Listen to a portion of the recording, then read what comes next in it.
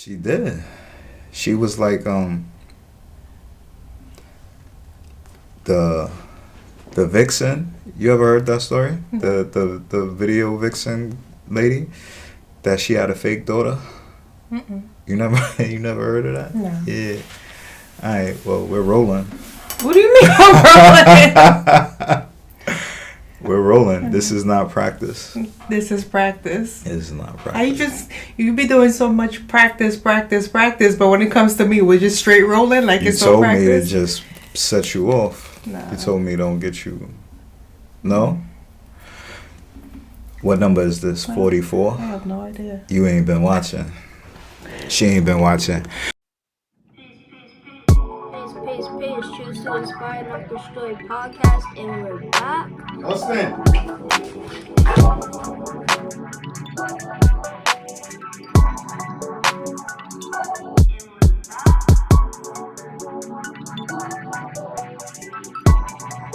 Peace. Choose to inspire, not destroy podcast, episode 44, and we're back. Well, I'm back. Shout out to B and Kofi.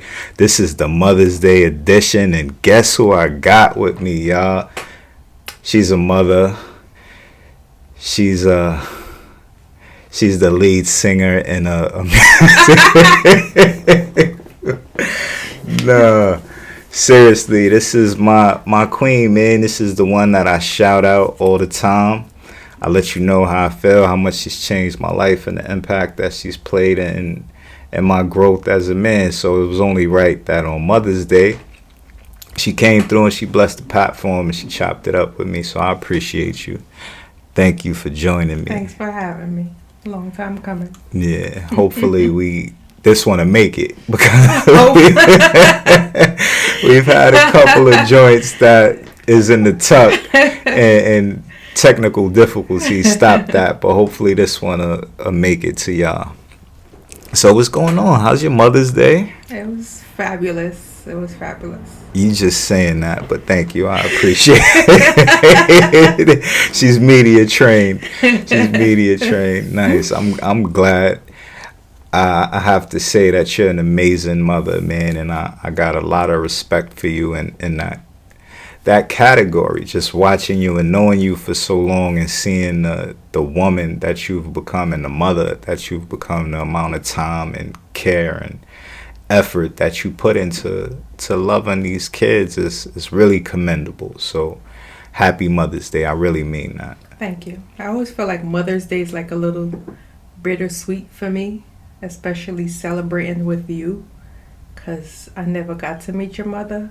So, and I don't want to take all the glory, like, oh, all about me, without you thinking, oh man, what about my mom too? So that's always like, not to take the attention away from me, but I'm always going to be thinking about that every Mother's Day. That's sweet. I appreciate that, but I think sometimes the way I try and treat you on Mother's Day is kind of me filling the gap of missing her. I think, like, I just want you to feel special and feel important, and it takes my mind away from it a little bit. And I got my routine. I go and I put some flowers down and I check up for a little bit, so that's helpful. But that's kind of your thing. You're always putting somebody else first. Mother Teresa, like, like, guy with that. Oh, don't come on here with that. Don't nobody want to hear that right now. I'm sorry, that's just me. I'm never going to put myself first. And I'm working on it and trying to change that this year. That was going to be my New Year's resolution, to try to put myself first. But it's spiraling down to the same thing it's always been every other year. So it's like I'm being tested every year. It's maybe this year's not it. Why do you think that is? I don't know. Maybe that's just not who I'm supposed to be. You're not supposed to put yourself first? No, I feel like I feel selfish. And I could never really enjoy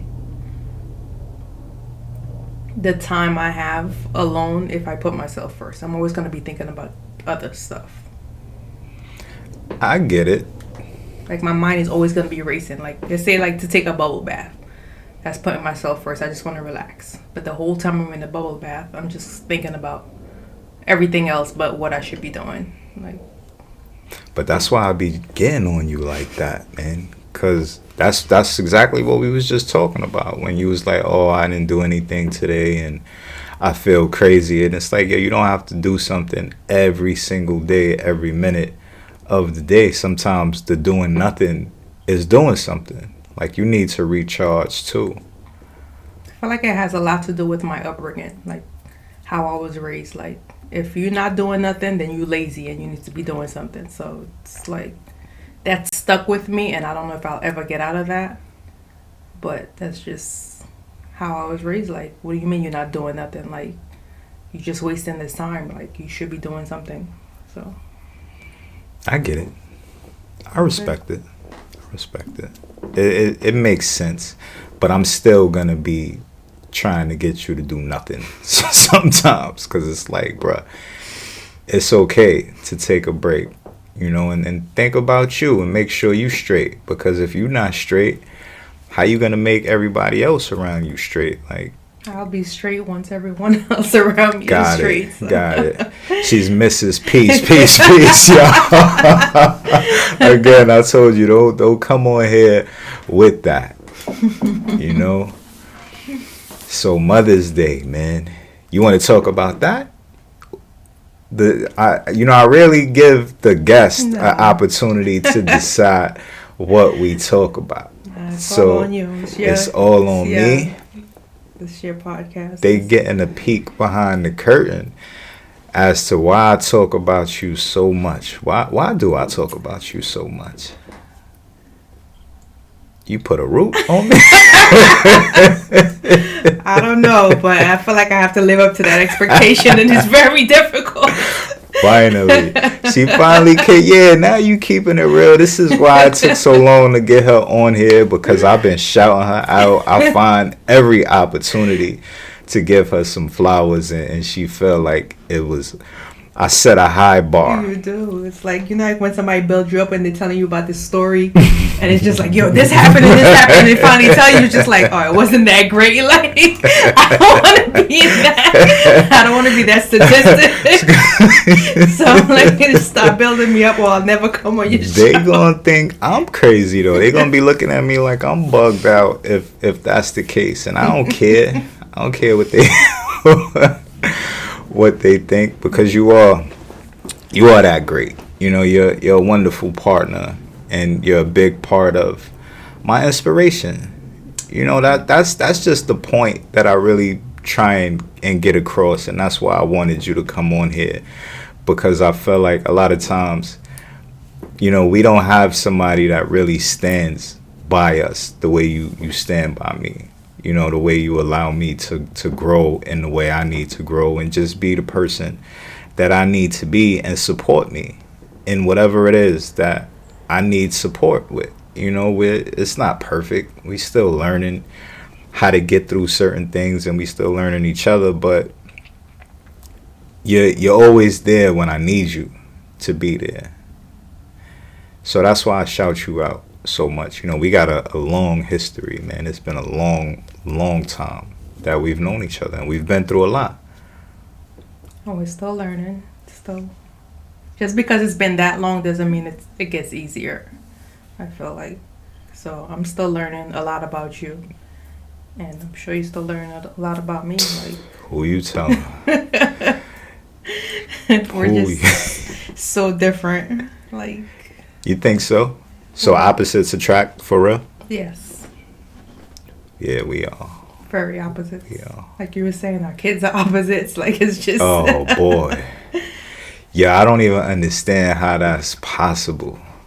How you do that? Let's jump back to the mothers out there that's able to tune out the noise that they kids make. Because I don't think the dads could do it. I know I can't do it. How you get that quality?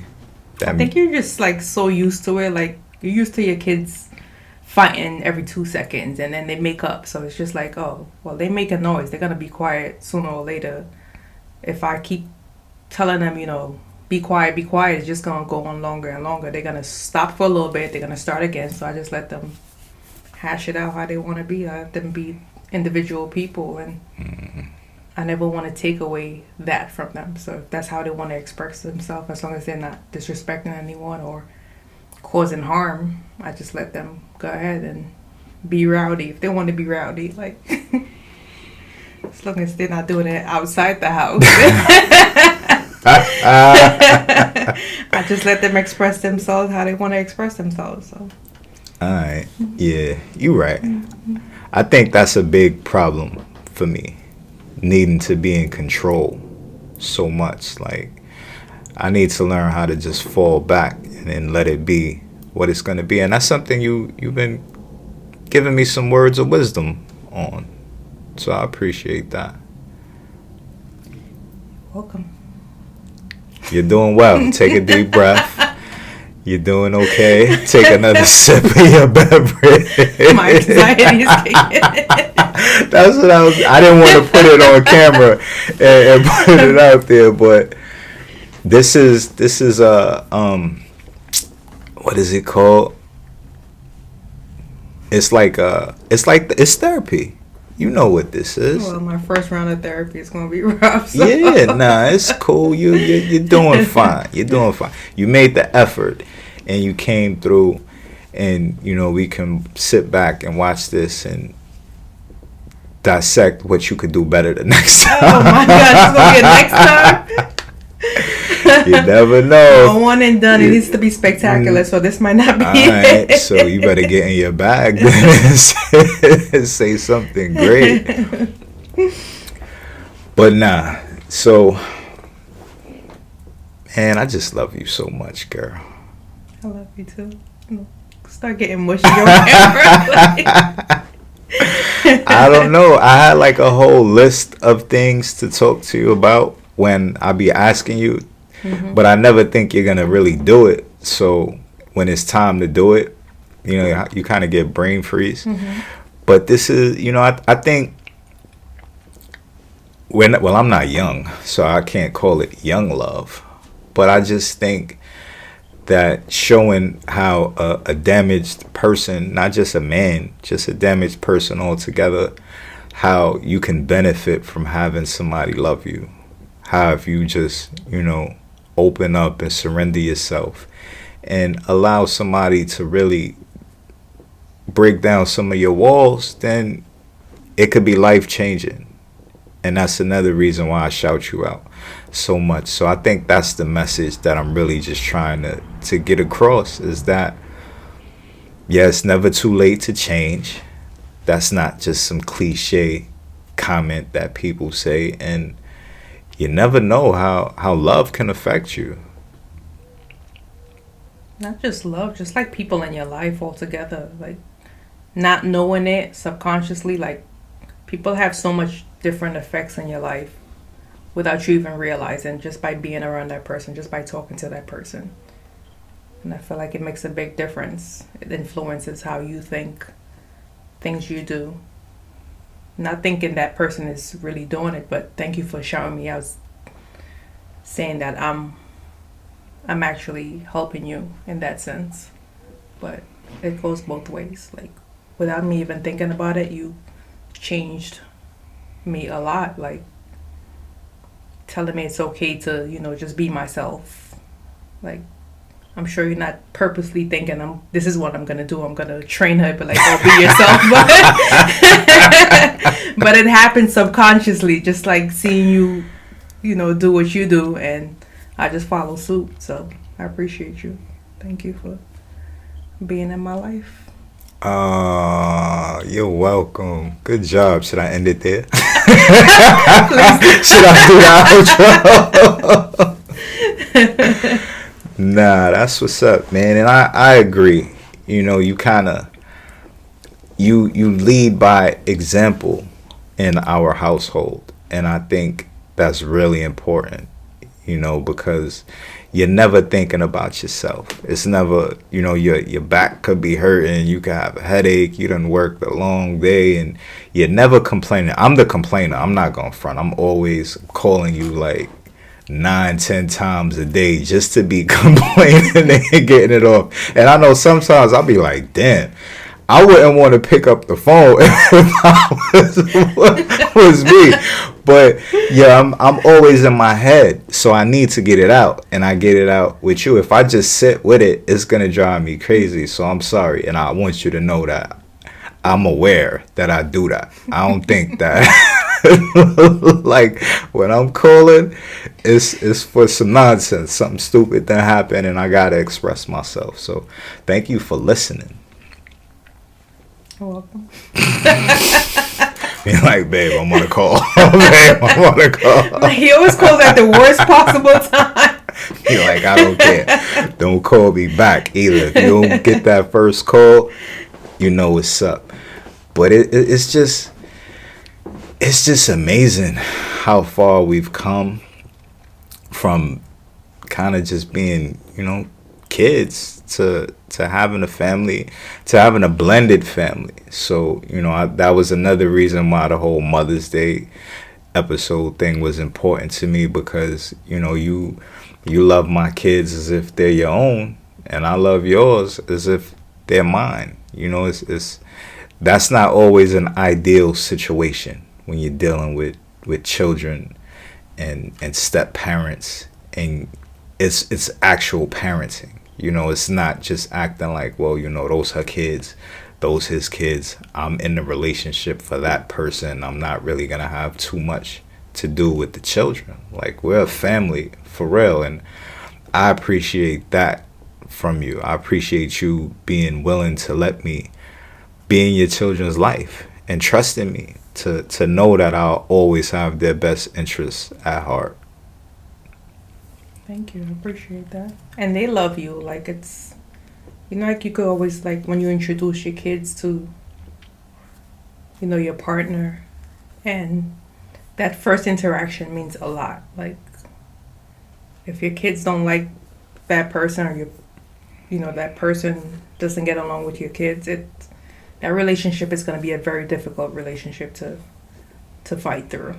And I feel like that's very important, that on the first contact, everybody got along. Mm-hmm. That was big for me, when we decided that we were gonna do this for real, and I had Christopher.